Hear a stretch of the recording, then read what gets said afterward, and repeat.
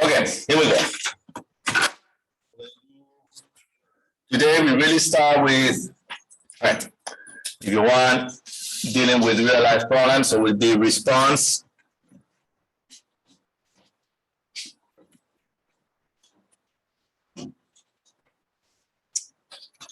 to harmonic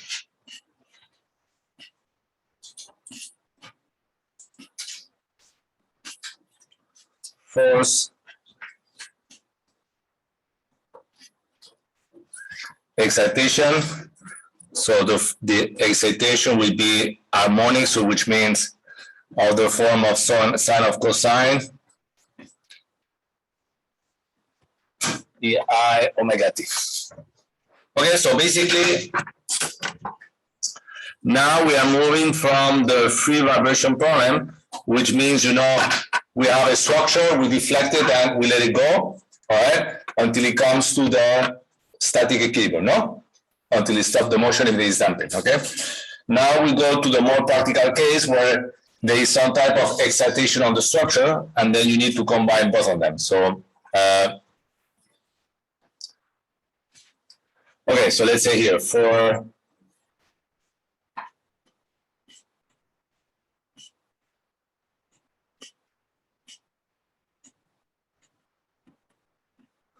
the below system, which basically means it's going to be more of what we have been doing all the time. So we have our mass M,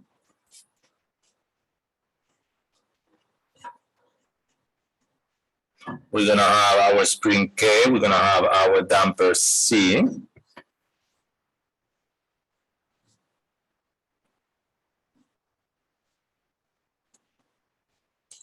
Okay, let's say no friction to simplify everything. But what's going to be the difference here is that we're going to have here a force excitation.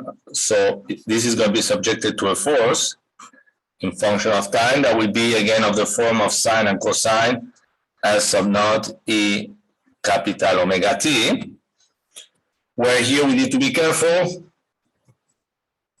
What is omega? Capital omega is the force frequency. Okay, so basically you can have, let's say you have a shaker, you can select what will be the at which frequency the shaker is going to move, no? Okay, so that we call capital omega, and then there is the little omega, the lowercase omega sub n is what is the natural frequency of the structure. Okay, the one we have been doing. So, okay, so, all right, so the equation of motion is given by, I don't think we need to do it anymore, will just be mx double dot plus cx dot plus kx would be equal to S sub naught ei omega t.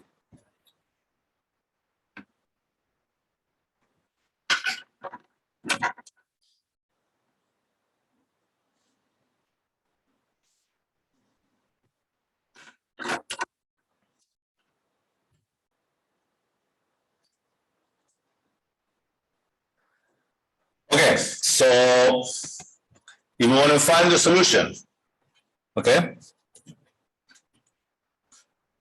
let's find the solution to the equation of motion.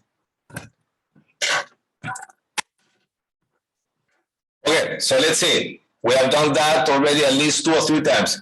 What should be step 1?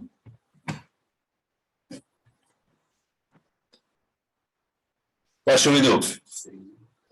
What? Okay, draw a figure, we already did it if you want. But yes, we'll be draw figure 1. You're correct. But that's just, you're thinking about the other problems. This one, how do you find the solution of this?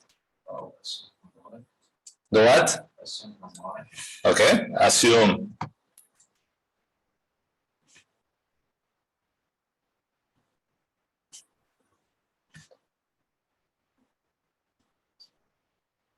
harmonic solution. So here we have two cases. Okay, we have two options. Okay, we can either use, so for example, let's say harmonic solution. This means that we're going to assume x of t, okay, will be some type of constant. Here I call it x of naught e I t. Okay, leave a space between the I and the t. So we have the choice to pick what? The natural frequency, correct? Sine cosine natural frequency, or we have the choice to use the force frequency. All right, so mathematically, it doesn't matter which one you select. But let's say, which one is generally easier to know? Probably the one that you can control, no? Okay, so for practical cases, let's say we'll assume the solution in function of, instead of the natural frequency, the force frequency. Okay, does that make sense? Okay, what is step 2? Now, nothing changes. What do we do in step 2? Substitute. Correct, substitute.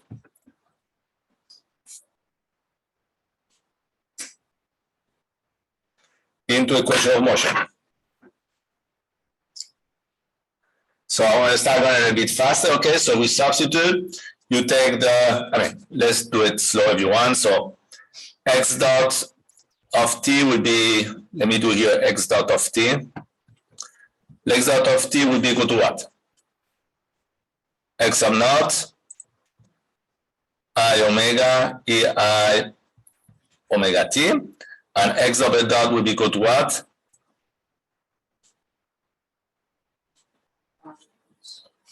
No, because it's I squared, so I squared becomes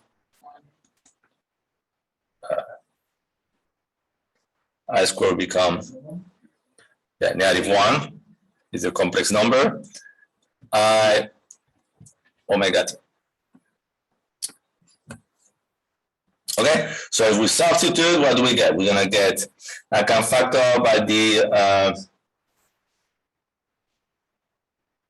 we get, let me just write it here.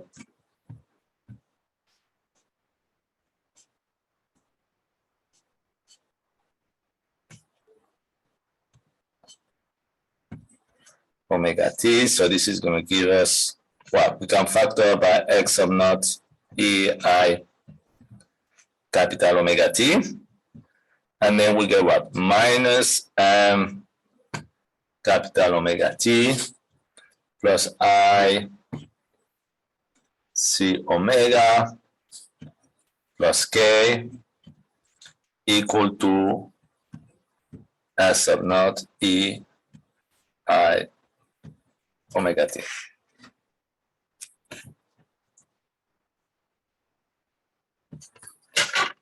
You have any question about how I did this? This is like just direct substitution, no? And then we just factor out the x sub naught e I omega t. So now see how convenient this becomes now. Okay? So what's going to happen? This is another reason why we need to do this substitution. Now what happens is that we can cancel this one with this one, no? Okay? And from here, you're going to get that x sub naught is equal to, let's say x sub naught will be equal to f sub naught of, I'll write this as k minus m capital omega t plus I c omega. Okay, you see what I did here, k minus this one, no?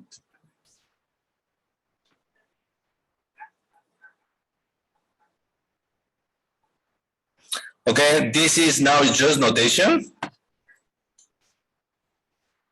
Let's call this one f sub naught h of capital omega, where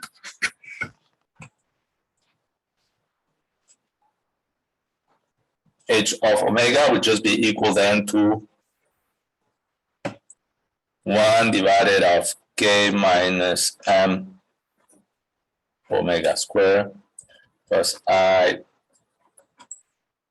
c omega.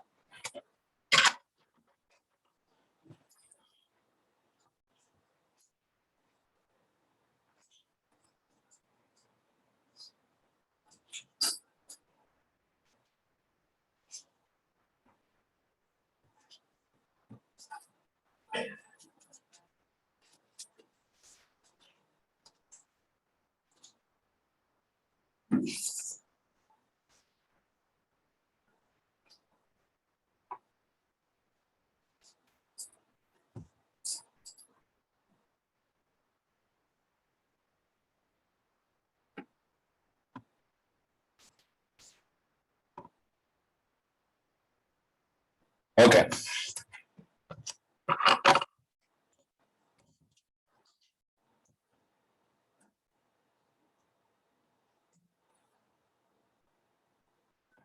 Okay, so now really, if we want it, what could we do in order to have the solution? We just need to go and substitute this expression here, over here, no? Okay, so really nowadays with the MATLAB, that's what you could do, all right? Because MATLAB can handle complex notation. It should not be a problem, no? So if you want to go to MATLAB, that's it. That's what we need, okay? But because whatever, books like to present this a little bit differently, now I'm going to start doing I'm going to rewrite the solution, okay? By rewriting this expression here, okay? But it's just algebra, okay? From now on.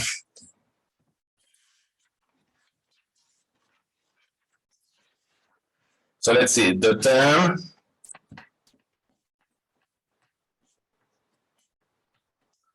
x sub naught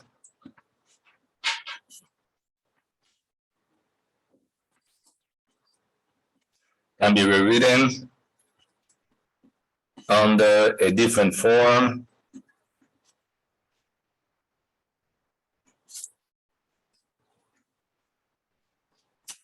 after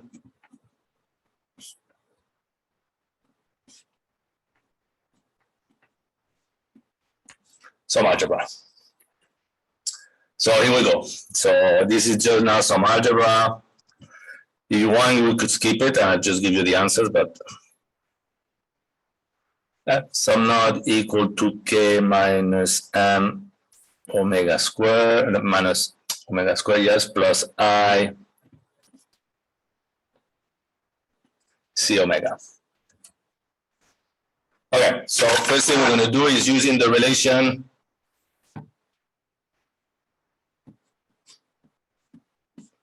I'm pretty sure you know this.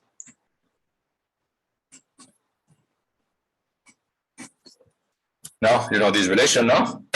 Okay, so if I reuse this relation here, then I can rewrite x sub naught as what? So I can write, let's say. So I multiply top and bottom by k minus m omega square minus I c omega. And now the bottom should just be equal to k minus m omega square plus c capital omega square.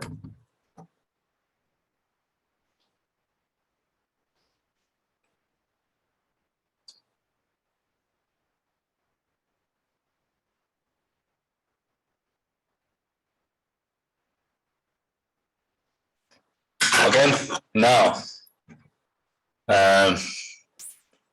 using the relation from complex that, let's say, z bar equal a plus ib, you can rewrite this as the amplitude of z times ei phi.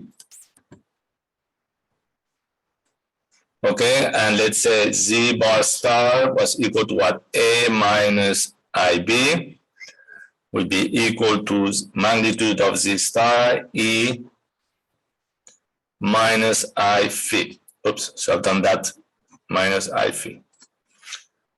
Do you kind of remember that from complex? No, so a complex number, you can write it under this form, no? A plus ib, or you can write it as a magnitude times a sum function with a different in phase. This is basically what it means, because EI you can move it into sine or cosines, no? Okay, that's basically what it means. All right, just algebra. So, okay, so where the magnitude, where for any case,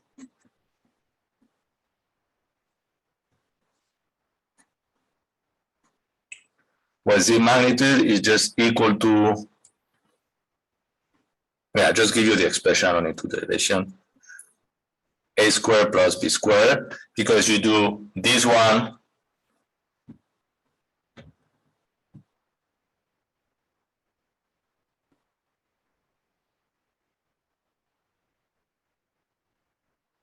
Okay, and the phase angle is, as we did before, tangent minus 1 of D over A.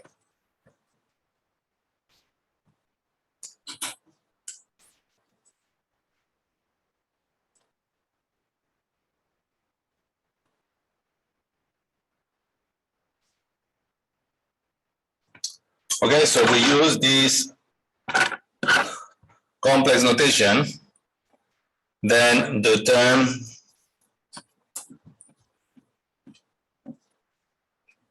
the complex term, which is K minus M omega squared minus I C omega,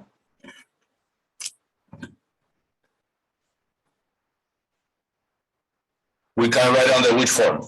So this is A, so this is A over here, no? And this will be B, no? Okay, so if we write it under the form of amplitude, so what would be the Z bar? Would be the amplitude of A, the square root of A plus B squared, no? Okay, so that's the only thing I'm doing. So I'm putting here K minus M omega square plus C omega square, and I need to take here the square root because this is the amplitude. So if you want, I'll give you some help over here. This is A, this is B, or this term here will be the amplitude, no? Like the Z bar over here. To help you. And here we're gonna have of E minus I phi, where phi will be equal to what? Tangent minus 1 of what? B over A, which would be what? Minus C capital omega divided by A, that would be K minus M omega squared.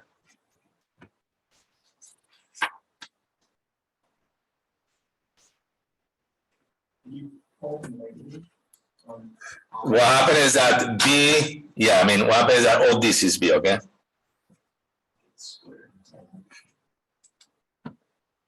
Which term are you saying? This one? For this one? Is minus B, so B is this term over here. B is this. Okay? All right. Okay, so that x sub naught becomes what? I can write x sub naught as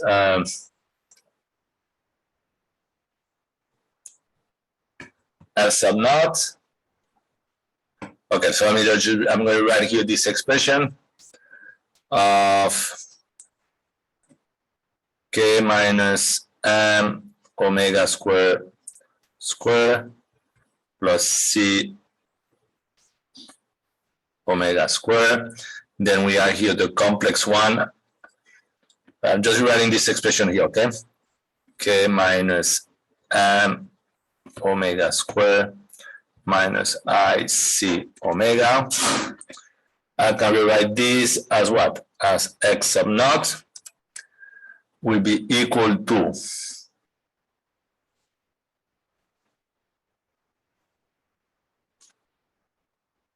S sub naught divided by K minus M capital omega square plus C omega square. And now this term over here is the one we just rewrote over here, no?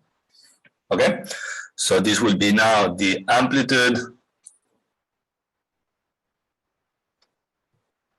of K minus M omega square plus C omega square times E of minus I sub phi almost there. So you see this term over here are the same, no? I mean the same. They have the same form, no? This will be, if you want, will be all these terms to the 1/2, and this will be all these terms to the 1, no? Okay, so this will become what? This will become S sub naught divided by what?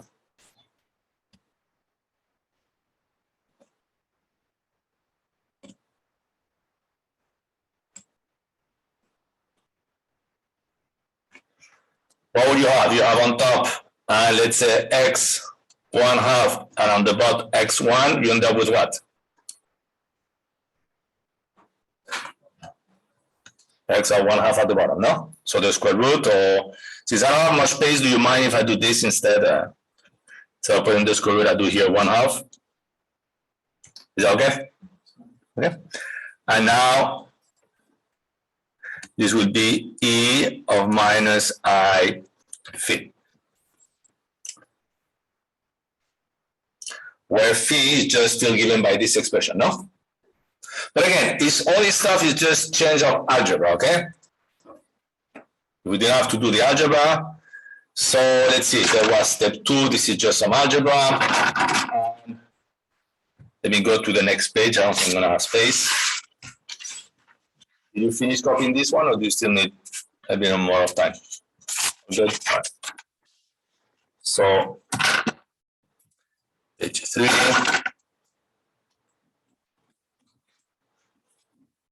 Step 3, what do we do is substitute x sub naught into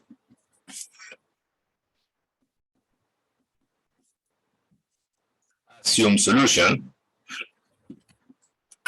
But again, we didn't have to do all this change of algebra, this even more change of algebra. So we have, remember, x of t equal to x sub naught e to minus I capital omega t. So this p means that our final response, if we use this notation, is equal to what? Is equal to the f sub naught that we just derived, k minus m capital omega square plus I c omega squared 1/2 times e to the minus phi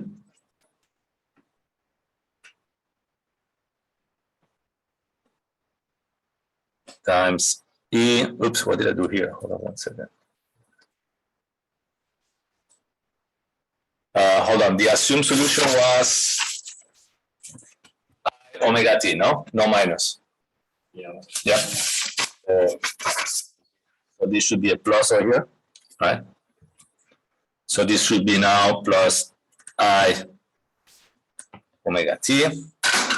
I'm pretty sure that you know that exponential of a times exponential of b is equal to what?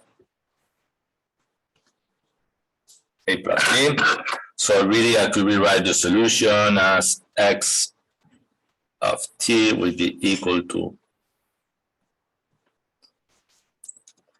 s sub naught k minus m omega square plus I c omega square 1/2 exponential of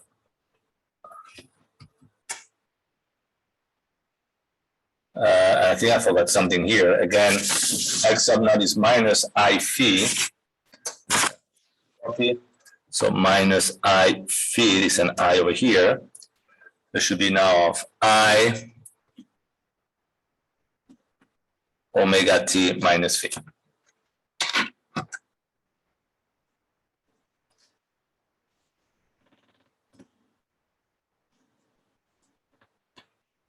Okay, so this is what? Solution of equation of motion to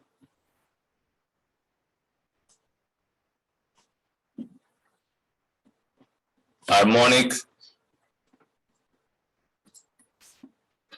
force excitation.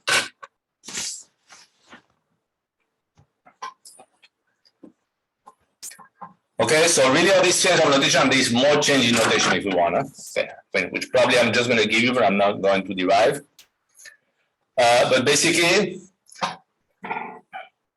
now with MATLAB, you don't even need to rewrite this one. If you have stuff, you can write the solution with this, okay? All right, so that's a good thing. But what happened is that, Books wants to give you everything in function of damping ratio, okay, and so on. But basically, let's talk a little bit about it. What is really physically the damping doing? Stopping from oscillating. Okay, but basically, how does it do that? How does it achieve that? By dissipating energy. By dissipating energy, perfect.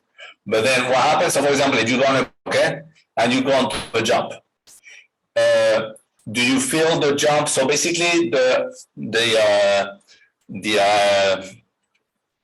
the system, okay, is doing what? Is as you go on the jump, is absorbing, dissipating, but it creates what? It creates a delay time between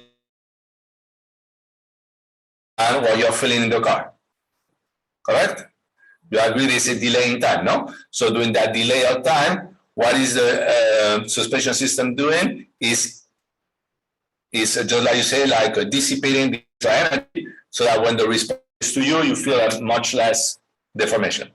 Okay? But basically, what's important here is that the way you create the damping is by creating a out of phase or a change in time between the instant that the force is applied and the time that the mass is going to sit. All right? Okay? So how do you put into consideration that delay in time? So if you look at it, or that delay in phase. So if you look at the solution, what is over here this phi? What does that phi represent? That phi represents the delay in time that is introduced due to the damping. You see, this is the term that was related to the damping. Okay? The delay due to delay in the response in time. Okay? And if you want here, I could have put over here, since you have everything, where phi is equal to what we had on the previous page. So let's see. Phi is equal to tangent minus 1 of minus c capital omega divided by k minus m capital omega square.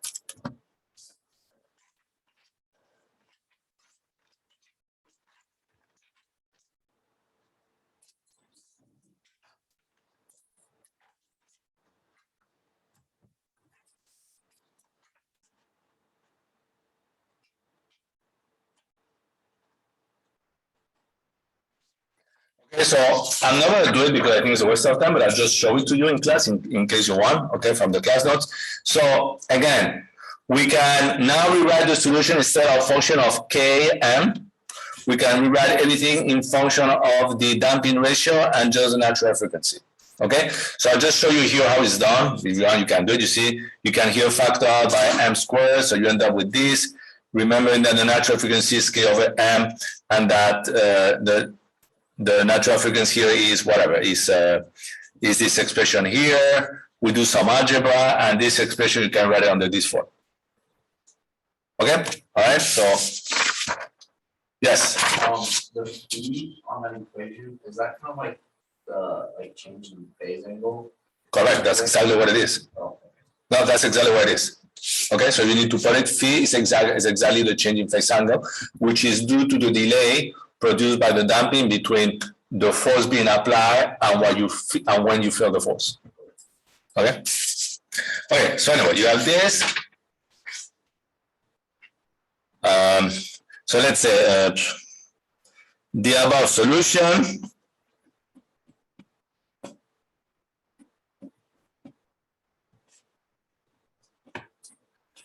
can be rewritten as, okay, and I just show you the manipulation, as x of t equal to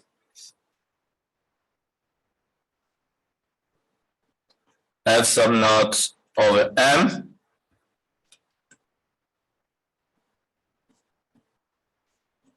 HM omega, HM in function of omega, E of I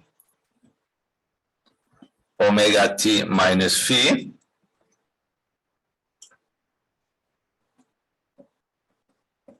where HM omega in function of damping ratio will be equal to 1 divided off omega n square,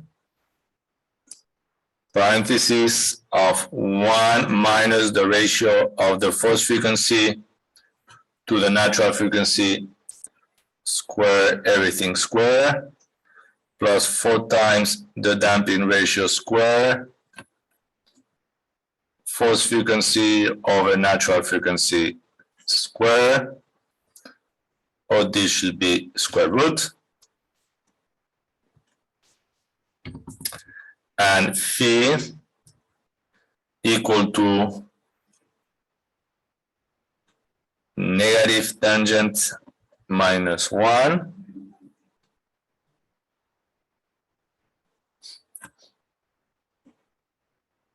of what? 2 xe ratio of force frequency over natural frequency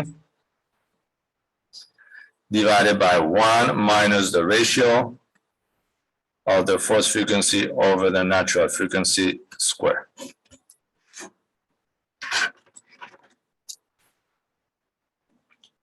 So basically, these two expressions are exactly the same.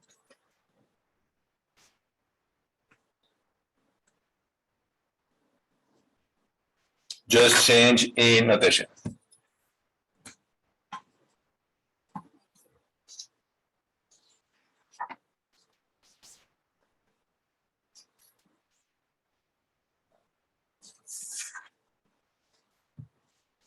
Okay, so now, why do we do all this stuff? Okay, so now what's going to happen is that I give you this figure, no? All right, so let's see what this figure is. So this figure gives you the response. So basically the ratio of the force frequency over the natural frequency in function of the function h of m of the force frequency, okay? So if you look at the equation we just derived, let's see, where is it? Where are the notes now? Too many pages around me here, okay. So basically you could say what? That the response over here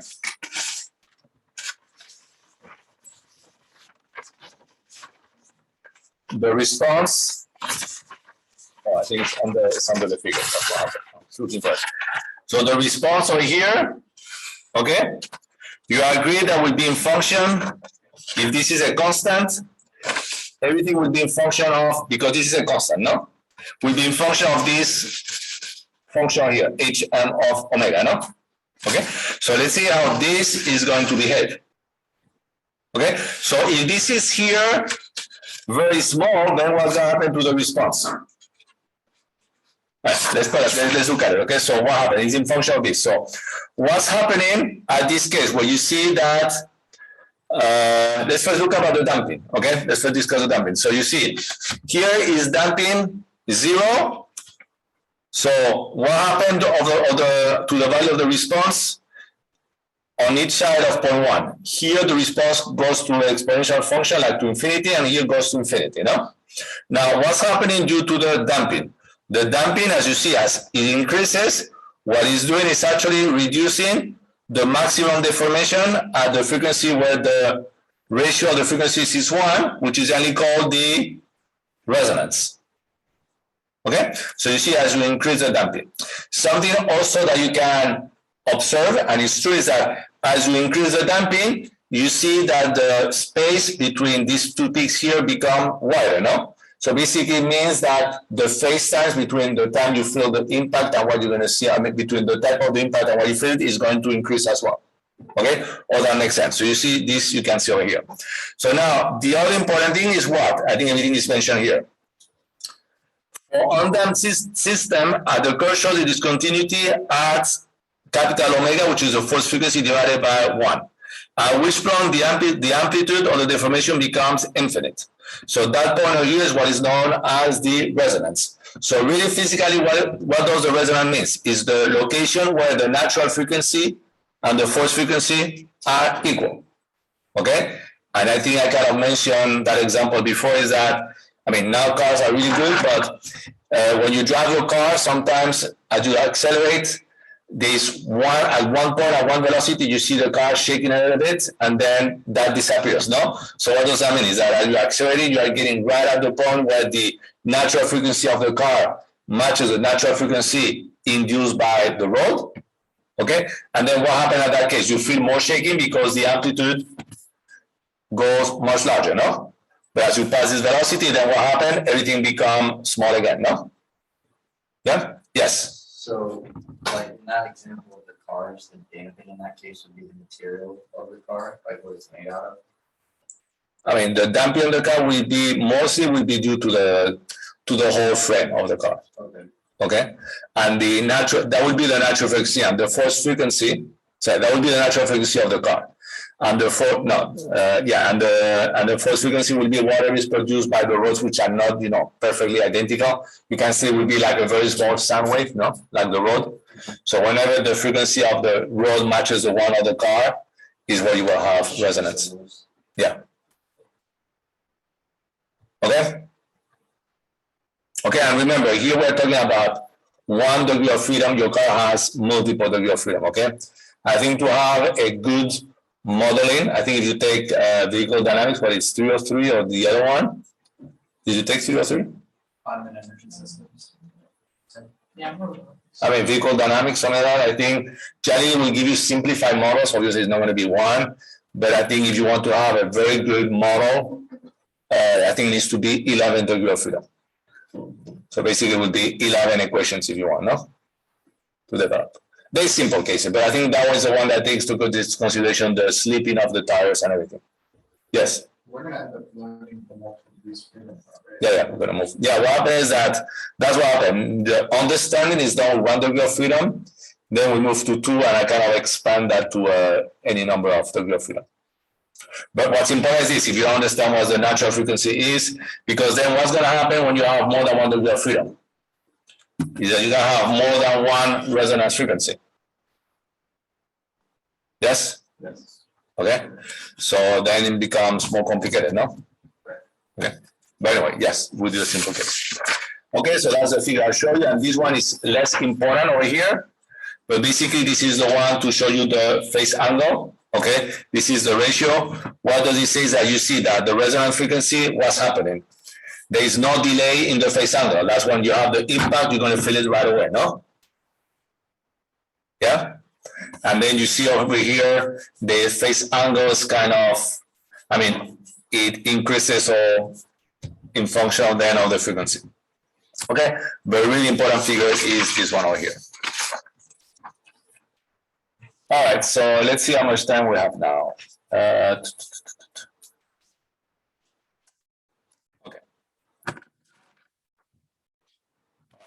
About 45 minutes, so good. 1, 2, 3, 4. Let's try to do one example here.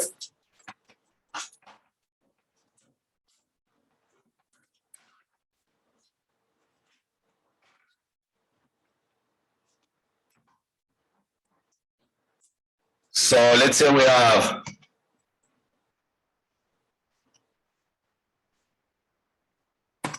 same figure as before, a spring,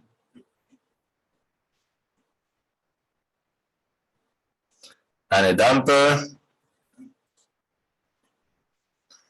We're going to assume no friction. And let's say this will be subjected to a force F of t. Oh, let me put values. This is a general solution. I don't have time to do that today. I'll do that probably tomorrow or another day. I don't know. Yeah, so this is a general case. So we have here F of t, let's say will be equal to 10.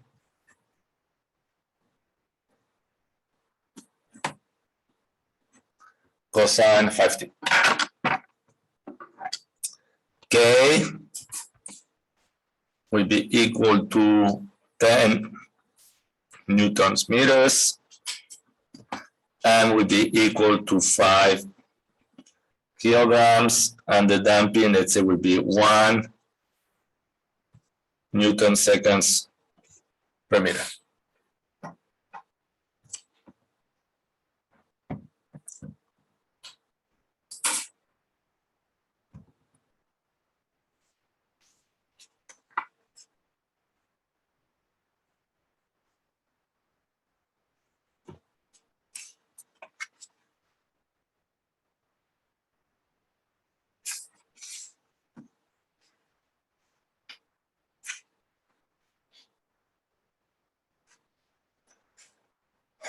Okay. All right, so let's say let's do this one as an example. So let's say first thing I'm going to do is find equation of motion and solve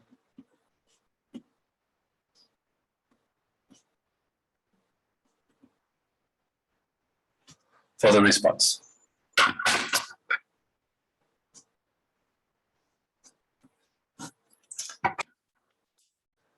So equation of motion, this time I'm going to do what you said before. So first thing, some type of figure, and I go a little bit fast, okay?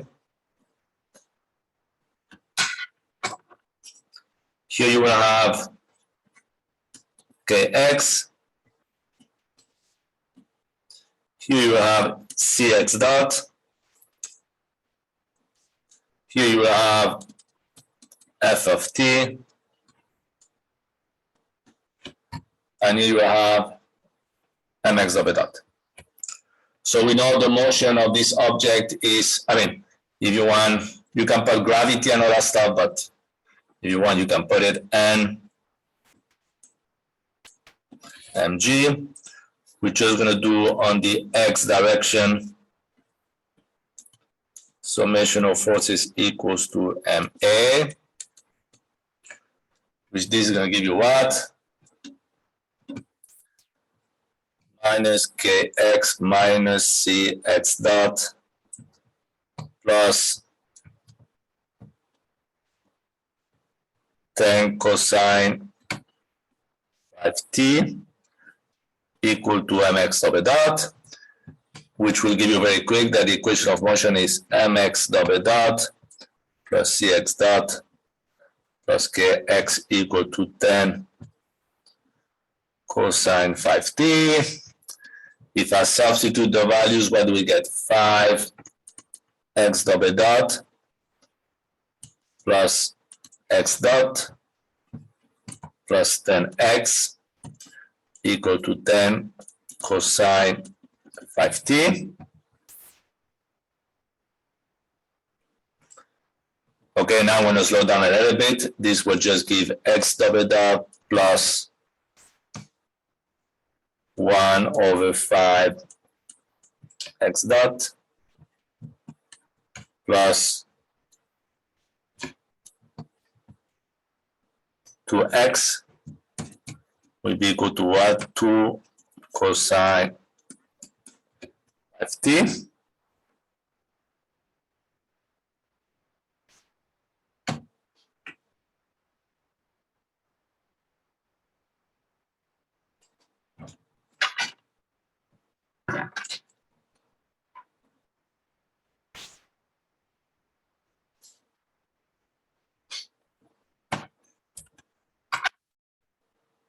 Okay. And again, we can write this a little bit differently, but I need to stop somewhere, no? Okay, any questions so far? Now I have a question for you. What is the physical meaning of this term? What is this term? The only function of x, what is that term? Look at the notes. What is the term that Johnny, when we do the simplification of this term, if you look at it, what do we do? We did k over k over m, which is what? Is the natural frequency squared, no? Okay, so if you look at it, we have the definition. You could do it that way if you want. This is K over M, which is the natural frequency, is what we did. In our case, should be what? Let's see, K, we had 10 over 5. You see here that we got the 2, no? So this is what? 1.414. So this is really our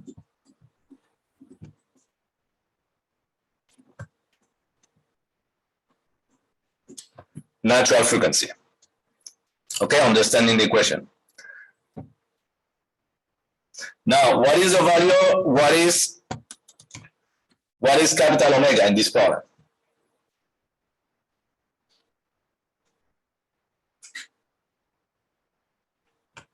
What is the force frequency?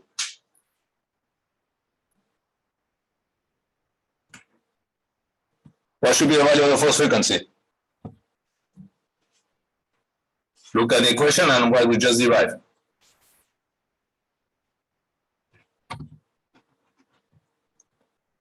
This is capital omega, no? Oh, maybe I need to write this. Okay, so, okay, maybe I should have put something here.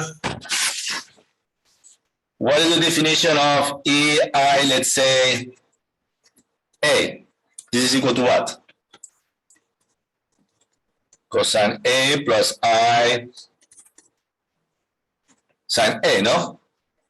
What is A or minus IA? Is cosine A minus I sine A, no? Yeah? Okay. So that's why every time I say I will take the exponential function, I always tell you the same thing as taking what? Sines or cosines, no? Okay.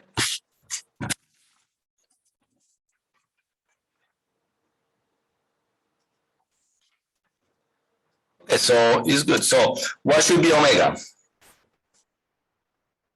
5. Okay, 5 radians per second. This is the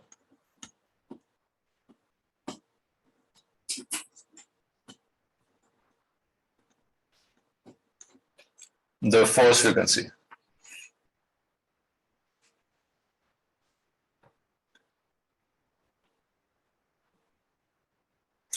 Okay, and maybe here we can put this here, the f of t, I don't know if we're going to need it, is equal to what is?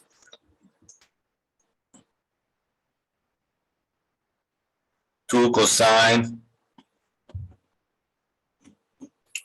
5 of t, no? Where what should be f sub naught?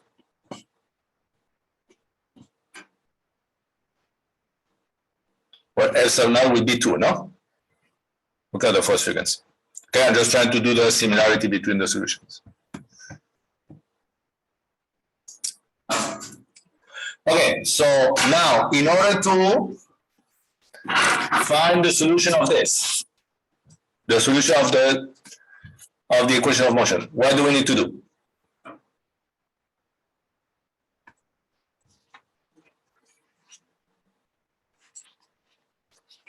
What do we need to do? Okay, we need to assume the solution, okay? All right, so here, so step 1,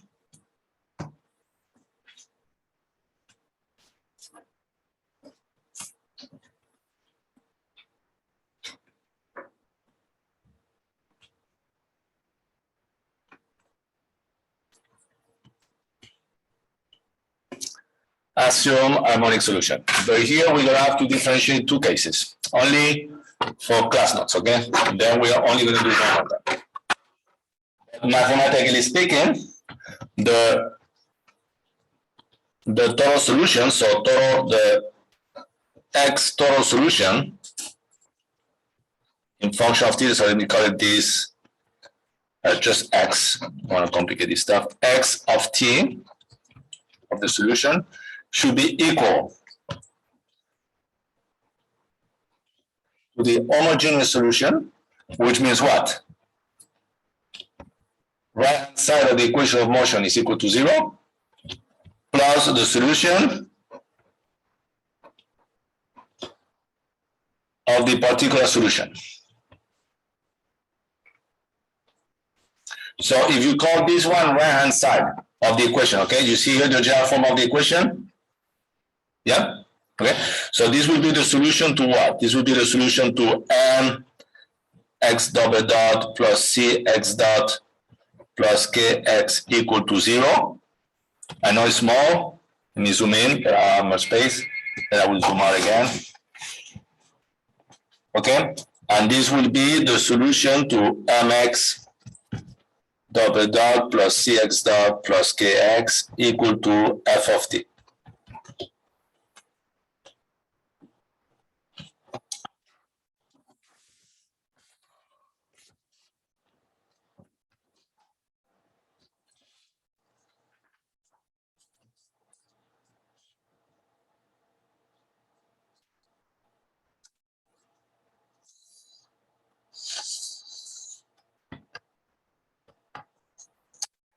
Any question about this? Okay, so if you want, I kind of give you now, I'll show you kind of the solution. So that way we know what we are working on. Let's see if I have it. I mean, the figure, yeah, sure, the figure. Okay. So what we're doing is, basically what we're doing is that, you see this one over here will be the homogeneous solution. So due to the damping, what's going to happen? This solution, after a certain amount of time, is going to go to 0. So it's going to disappear, okay? And this will be the shape of the force frequency, all right? So this is h of x of h is x of p. So when you add them together, you see that due to the damping over here, probably for the first 20 seconds, you can kind of see a little bit difference, but then the full solution just becomes the force frequency, the x of p, no? Okay? And this is, okay, this is the general. Yeah, this is for the problem. I think this is the same thing, okay? All right, but this is the solution, okay? So in real life, what happens is that if your damping here is very high, then this solution here is going to go to 0 very quick, okay? So really, do you need to know the homogeneous solution? I mean, it depends on the applications, no? But the most important solution should be the particular, because that's the one which is going to last the longest in time. Okay, but let's say you want to do a control system, a very fast control system. In that case, is the homogeneous solution important? I mean, it can be important because otherwise it's going to affect your response, no?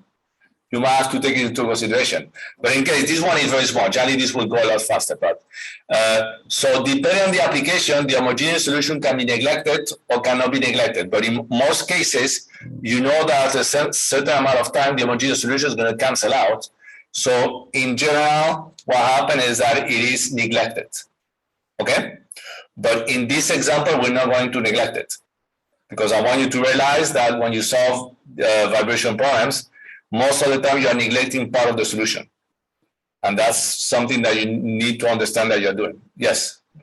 But in a controlled system, wouldn't you want to worry about what it ends up at in terms of like a particular solution? Correct, but you agree what happened. Let's say you program your system to see this. But during the first seconds, it's going to see something like this. So it's not going to be able to recognize it, no? Does that make sense or no? Yes. Because for the first instance, it's going to be some disturbance introduced by the damping of the structure itself. Right. And then miss that. And then you can miss that stuff. Yeah. Okay? On the long term, it's not important, but if it's allowed and disturb too much the response, then what's going to be the feedback you're going to give back to give the control? You see what I mean? You might not give enough because it's already damp. So you might not give, you always be giving less than what is needed, no? Okay. But basically now we're doing this and this, okay? And we have learned how to do both of them, okay? So step one, assume harmonic solution, but will be for each one of them. So first one we do is, first we're gonna solve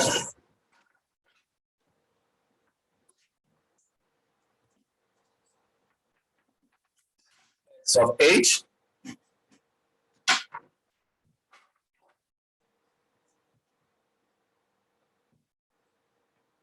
Oh, okay. Before I do that, I forgot here to put something now that I see it. Okay, the initial conditions for these problems will be, let's see, initial conditions is x at t equals 0 will be equal to 0, and then the initial velocity at 0 equal to 0. Oh, and I need to zoom out, now I realize. Okay.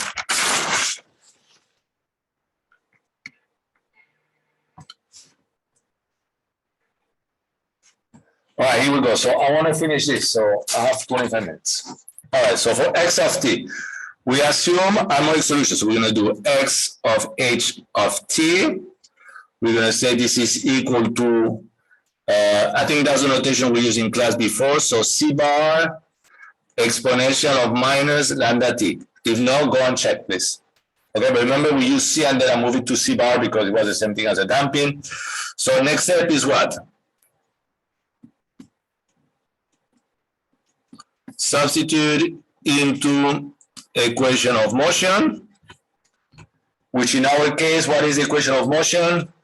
Is x double dot plus 1/5 of x dot plus 2x, but what is important here is that on the homogeneous solution, the right-hand side will be 0.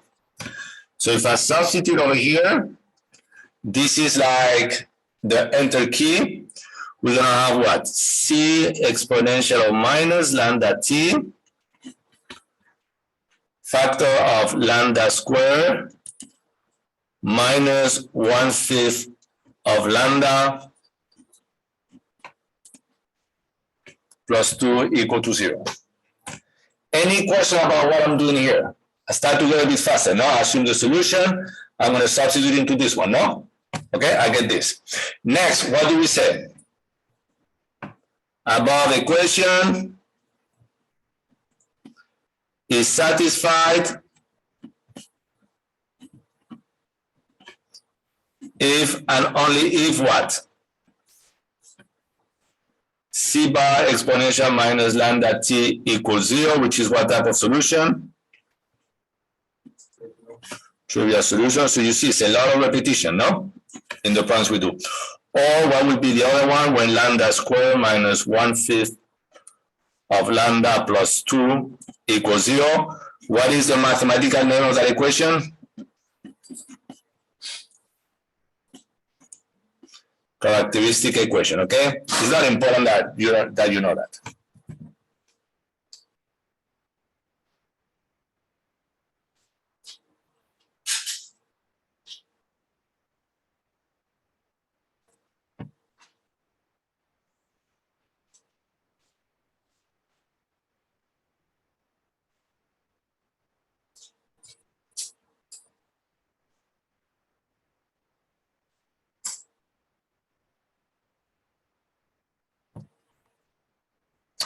Okay, so here now,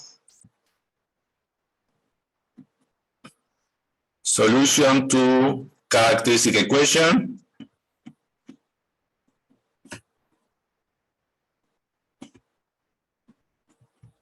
So it's lambda square minus 1/5 of lambda plus 2 equals 0. Lambda 1, 2 should be equal to what? What should be the equation? Should be minus b, which should be what? 1/5, no? Plus minus the square root of b squared, that would be what? Minus 1/5 square minus 4 times 1 times 2. Divided by what? 2a, that will be a is 1, no? Divided by 2.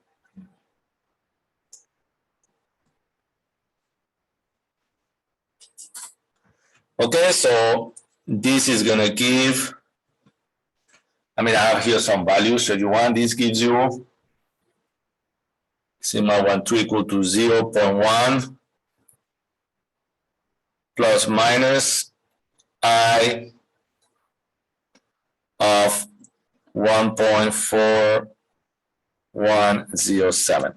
So basically, you see that the solution is going to be complex, no? But is that a bad thing or not a bad thing? What does the complex pulse means? Just means that there is damping, no? If there is damping, it's going to be a change in phase. Okay, that's what it means mathematically, no? Okay, so let's see, we can do this. Okay, now you can select to use one notation or the other one.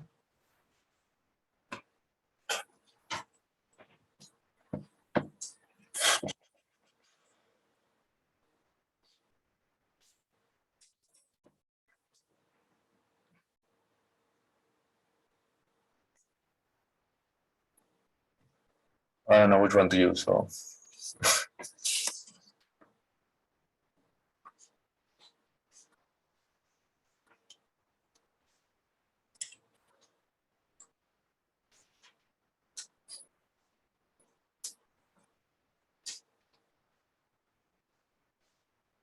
Okay, so what can we do? Now what you do so that substitute back into assume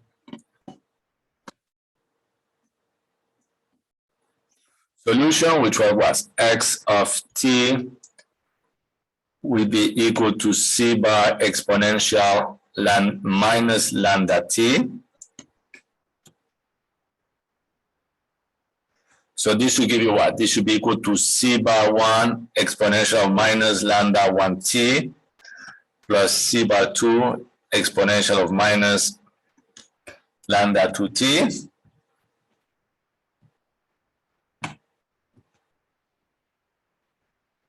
Okay, so if I keep it simple, okay, I could complicate this a lot more, but I'm going to try to keep it simple. This should be equal to what? C bar exponential 1 of exponential of what? Minus 0.1 plus 1.4107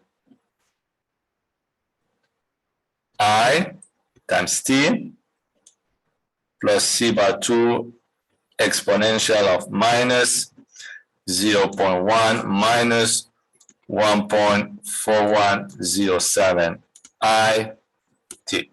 And all this stuff now is easy with MATLAB because it can handle everything.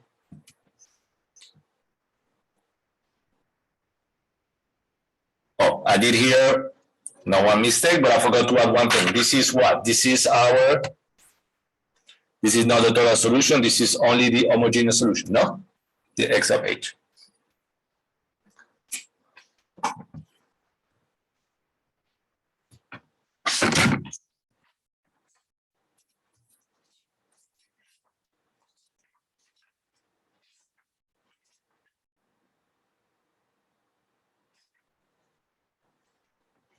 Okay, so here, remember C1 and C2 should be constant.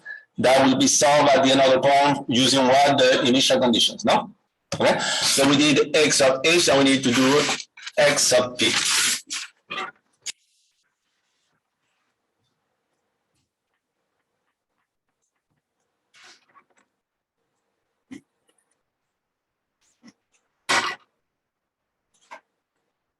How much time we have? There's a long way and a fast way to do this, so. I think we can do the long way and then tomorrow I'll show you the. Yeah, and tomorrow I'll show you the fast way, okay? Okay, this is the more mathematical way. This is the way we're gonna do it once. You do it once in the homework and then we're gonna use the fast way all the time, okay? Okay, so let's say here, for your long solution, all right, should be a shorter one later. So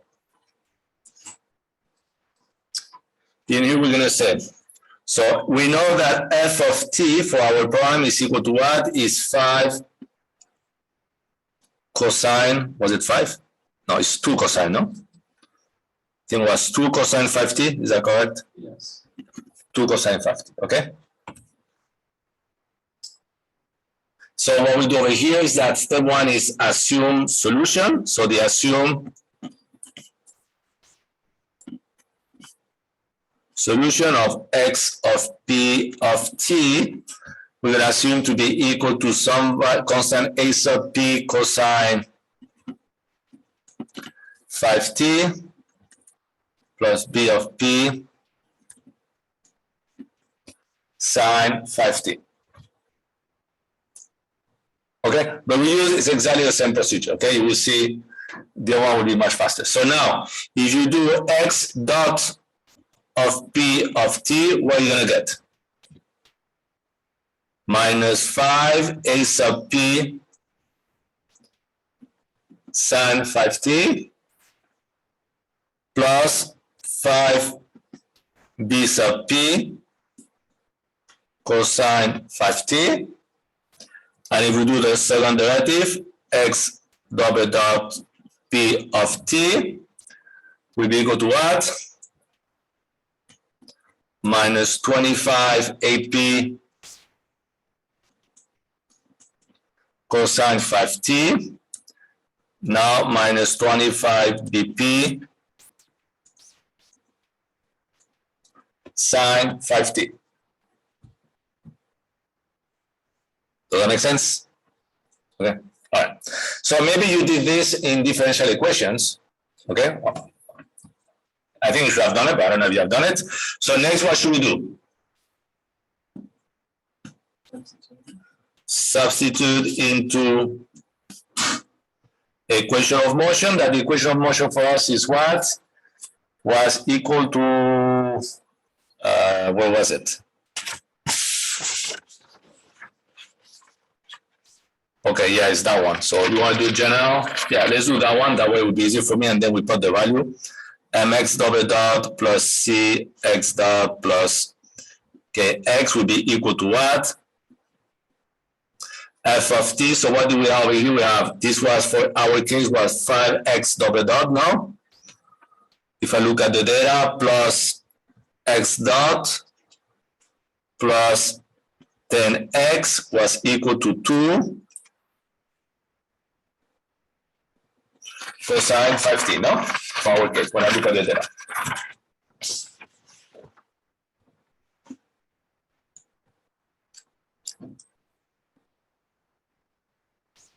Okay, so this is very easy.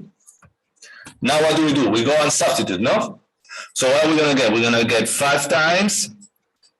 What is, here I can put p sub p sub p if you want to be accurate, sub p sub p sub p. We're gonna get what?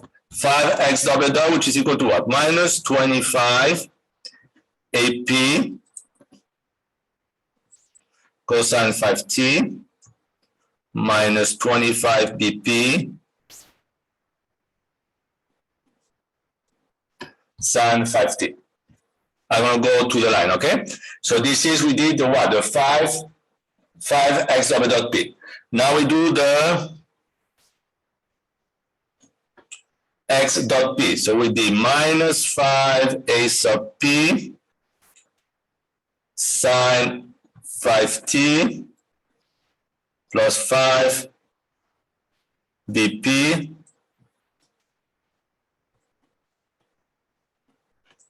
cosine 5t. This would be the x double dot. And now I do the 10 xp will be what? Plus 10 times xp, that we say was AP cosine 5t plus b sub p sine 5t, and all this stuff is equal to what? 2 cosine 5t.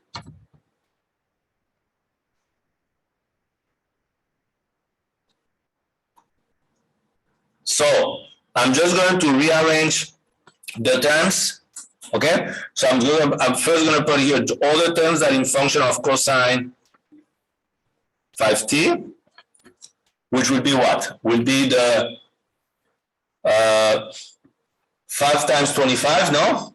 Will be 125, so minus 125 a sub p from the first one. Then from the second one, I'm going to get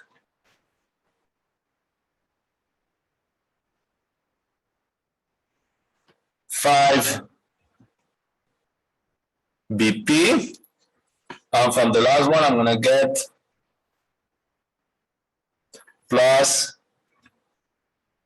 10 AP.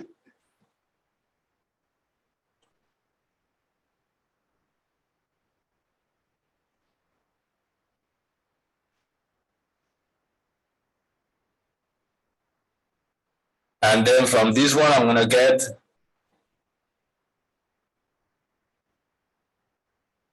wait, I think here, did we do a mistake? Hold on one second.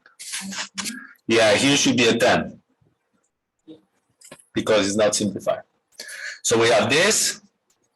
Okay, so 10 AP here. We go to the line plus sine 5t. What am I going to have? I'm going to have now again the minus 125 BP. From the second term, I'm going to have minus 5 AP. And from the last term, I'm going to have plus 10 BP.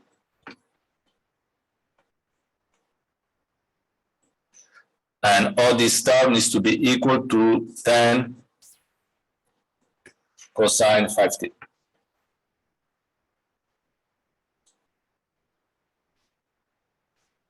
On your equation motion, that is supposed to be 10 cosine all the way up. And the substitute. Oh, here, yes, Yeah. yes. Yeah, what happens is I put the 2 because remember before we simplified by the 5 divided by 2? Yeah. Yeah, correct, thank you. So here should be 10 as well, no? If you want to be correct, move the 1 on top as well to 10. Okay, so now, what do you think we're going to do? Above equation is satisfied. So this is true. Let's see. What needs to happen? Basically, you need to compare this side, so which is the left-hand side, to the right-hand side, no? So what needs to happen? For this side to be equal to this side. Okay, so basically it will be negative 125 AP, yes? Plus 5 BP plus 10 AP needs to be equal to what? 10. And then the other one should be equal to what? 0. Correct.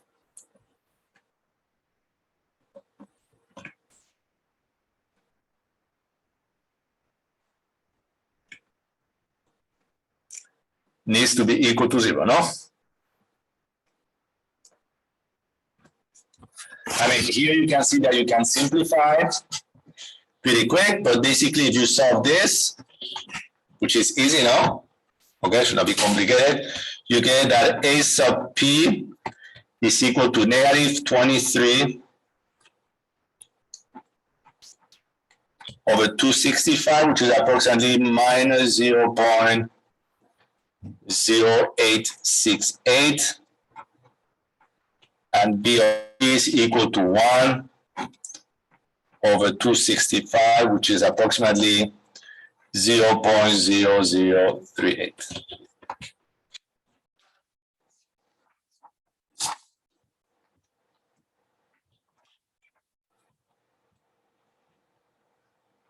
So what does that mean? Okay, I'll go to the next page.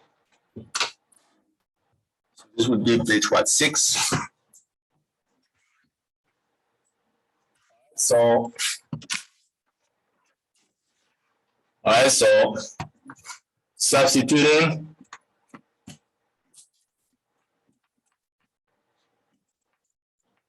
into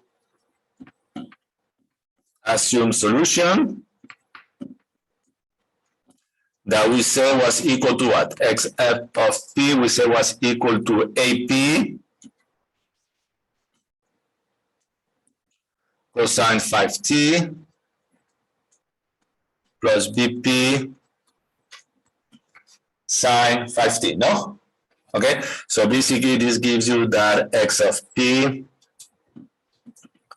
of T equal to whatever. I'm going to use the minus 23 over 265 cosine 5t plus 1 over 265 sine 5t.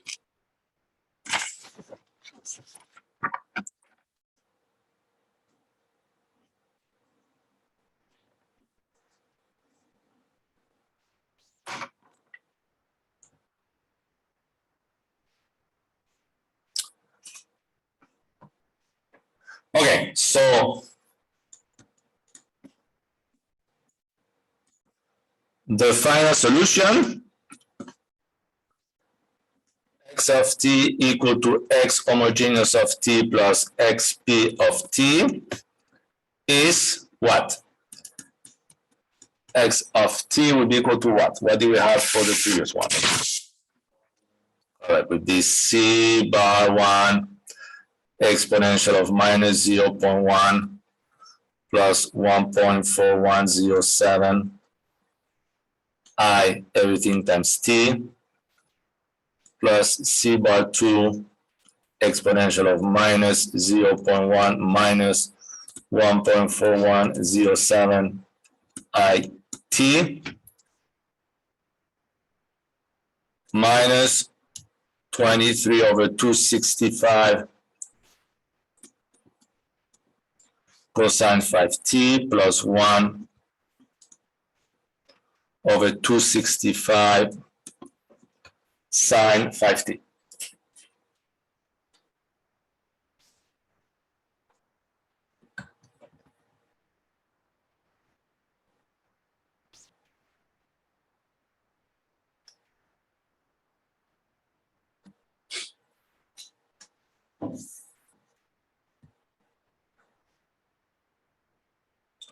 Okay, so now what do we need to do?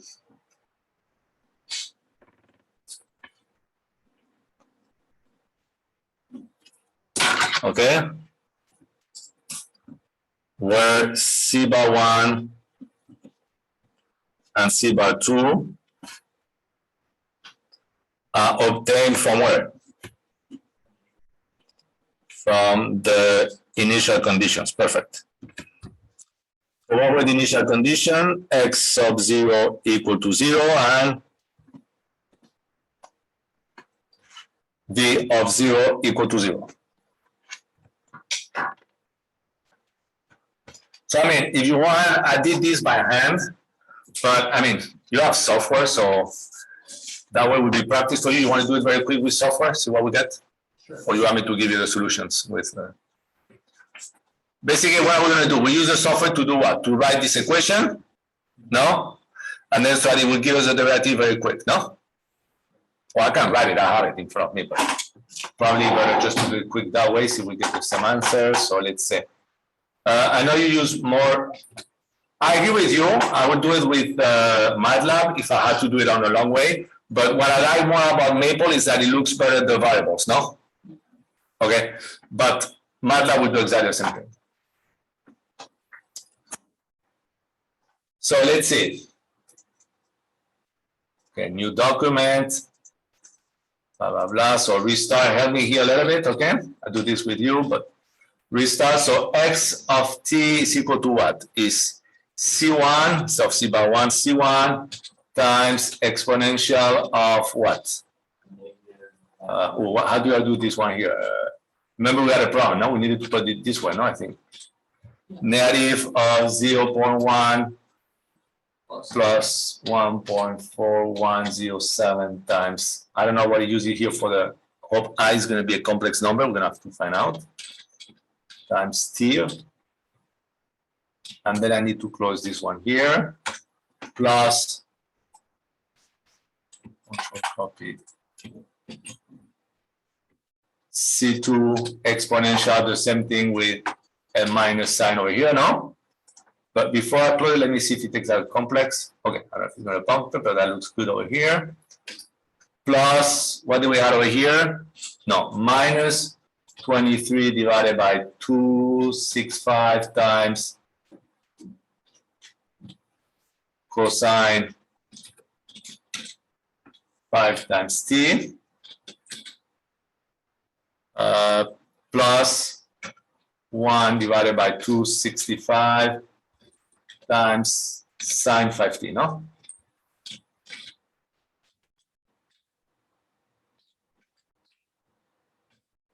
Okay, so let's say our equation 1 will correspond to what? So let's say maybe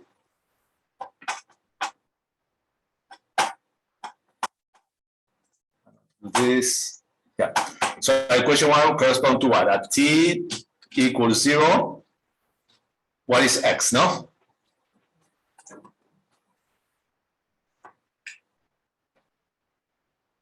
T equals 0, why didn't put the 0? Okay, so with first equation 1 should be what? This one over here. Does that make sense or no? Yeah? I'm using the equation Why do you need to t to 0? because what is the initial condition? X equals 0 is equal to 0. Okay. Okay? Now I need to do the same thing, but I'm going to have to add one thing here. Probably I should have done that before. Is that now what should be V? V we know is going to be dx. So it's going to be differentiate x with respect to t, no? Yeah? We get this, this. And now the second condition is what? At t equals 0, the velocity needs to be equal to 0, no? Okay, so I apply over here, and this should be our second equation.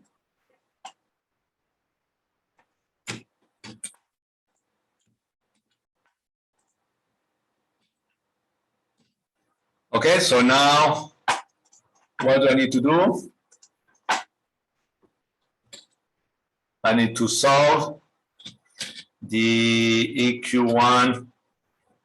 I think was to do this one. No? I think we did it yesterday. EQ1, EQ2.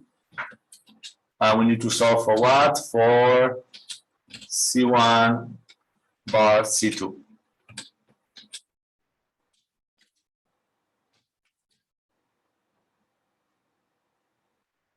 Okay, it's taking t equal to 0. So let's eliminate this. No, I should have done it. But I don't know what's going on. We find out. Now will be x.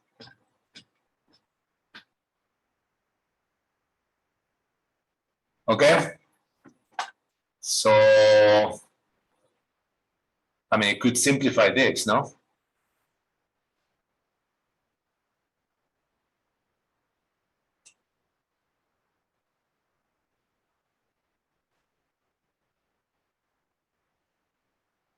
Yeah, this is one of, yeah, I get the same thing. Okay, but see if it does. I don't think this is going to do anything, but basically this is what the solution will be.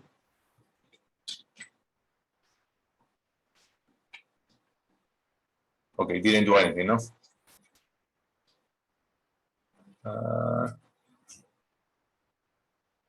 Why is dividing by I here?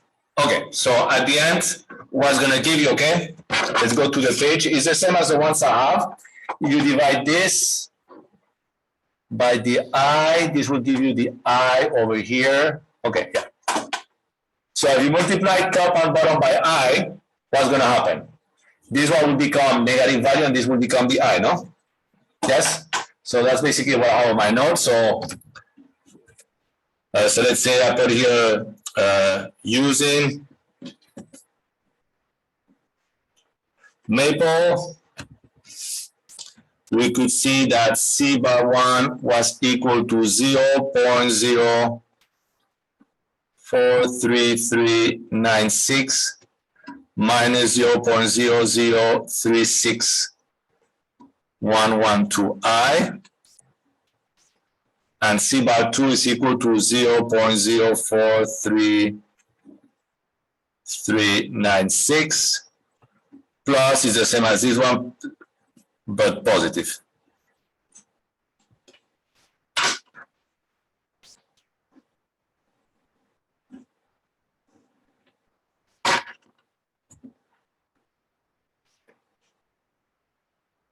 Okay, so final solution is found doing what? You substitute these values into this one, no? Okay, the good thing is that MATLAB can handle anything, no? So if you put it now to plot this, you probably do tomorrow, it's going to plot it, no? Okay, so that's what we'll be doing tomorrow.